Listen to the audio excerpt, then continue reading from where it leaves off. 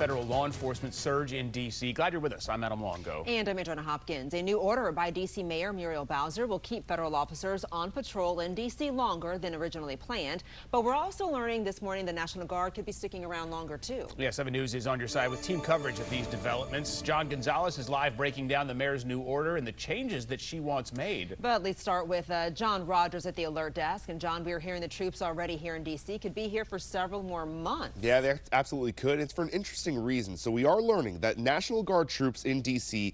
could have their military orders extended through December. A senior official says this extension is actually intended to ensure the continuity of benefits for these service members and their families. You see, Guard members typically do not qualify for military benefits unless they're on active orders for more than 30 days. As we've been told, this was only expected to last 30 days. So it's unclear how long the mission will go on. The extension has not yet been finalized. The White House would not confirm the expected extension when asked for comments. We'll let you know what happens.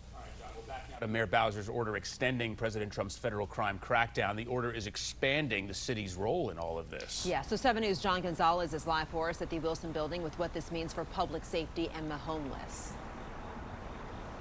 Adriana, good morning. Yeah, the mayor making it very clear this new order is about safety and accountability. It will keep federal agents on the ground here in D.C., but she wants to see some changes with how they patrol the streets. She says they must identify themselves, must carry badges, ID, must be able to show those badges, and she doesn't want to see these federal agents with their faces covered. Now, take a look. The order creates a new safe and beautiful emergency operations center as well to coordinate with federal agencies from the FBI and Secret Service to the U.S. Park Police. It also prioritizes using the D.C. National Guard for specific missions. The mayor being very blunt yesterday, saying she doesn't feel that part of the operation has been effective. The same order pushes for continued clearing of homeless encampments. City leaders say about 80 people have recently moved into shelters over the past couple of weeks, but advocates warn resources are already stretched thin. Representative Jamie Raskin is pushing back, introducing a resolution to terminate this federal surge, but House Republicans defend the actions. The purpose of this resolution is to say, one, there's no emergency. If there was an emergency, it was a public relations crisis around the Epstein file. President Trump has rightfully exercised his authority to restore law and order here over the last few weeks. And what a tremendous job our federal law enforcement officers have done for this city. This is what happens when you have leadership that actually cares about public safety.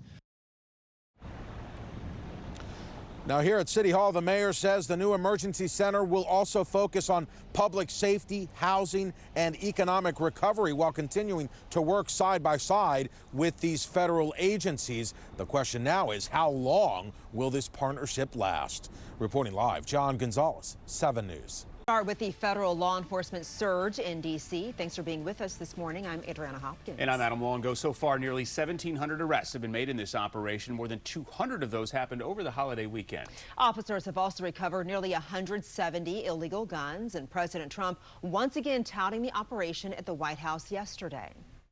District of Columbia, right here where we are, it's now a safe zone. We have no crime. It's in such great shape. We don't have a crime problem in Washington anymore. And the mayor has been very helpful, and the police commission has been very helpful, and it's been a great team. Meantime, D.C. Mayor Muriel Bowser issued an order yesterday to continue the increased federal law enforcement presence in the city. The mayor says the safe and beautiful Emergency Operations Center will manage the city's response and coordinate with federal law enforcement both during and after the president's takeover. But that also includes working with federal agents to make sure they're not wearing masks, clearly identifying their agency, and providing identification during arrests or encounters with the public. The goal is to improve trust between police and the community. With the surge of federal officers now expected to stick around past the 30-day emergency order, we are hearing about the impacts of the increased presence. Yeah, some workers in the hospitality industry say immigration enforcement is creating fear and cutting into business. Straight out live to 7 News reporter John Gonzalez to tell us what both sides are saying. John, good morning.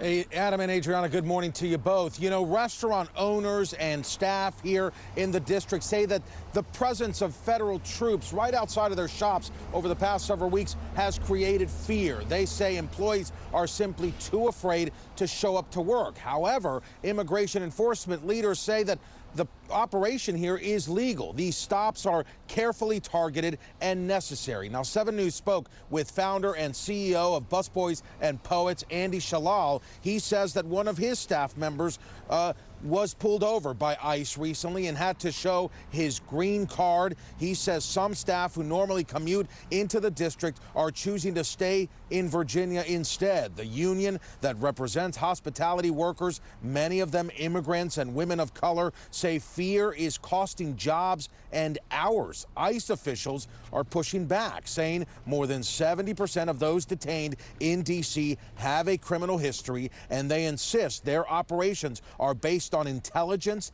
and targeted enforcement.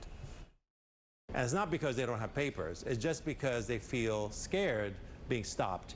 You know, even if you're a citizen, you get stopped by the police, you always have this anxiety of why am I getting stopped and what's this going to lead to?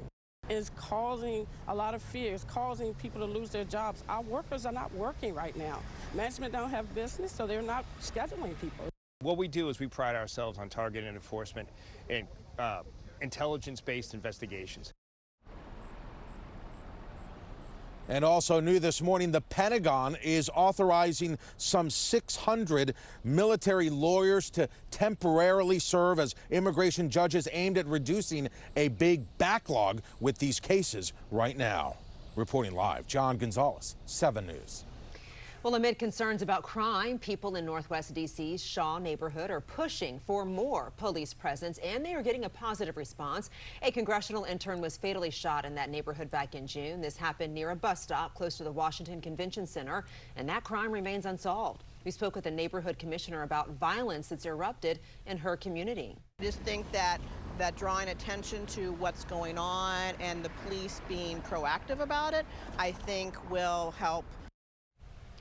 Well, Commissioner Rochelle Nigro has been pushing to have more police officers on foot patrol in her neighborhood, and she says the 3rd District Police Commander has now agreed to that request. Meantime, President Trump once again threatening to deploy the National Guard to Chicago, calling it the murder capital of the world after more than 50 people were shot during the Labor Day weekend. Yesterday, the president was asked if he's made up his mind. Make your mind up on Chicago, though? Well, we're going in. I didn't say when. We're going in. When you lose, look, I have an obligation. This isn't a political thing. I have an obligation.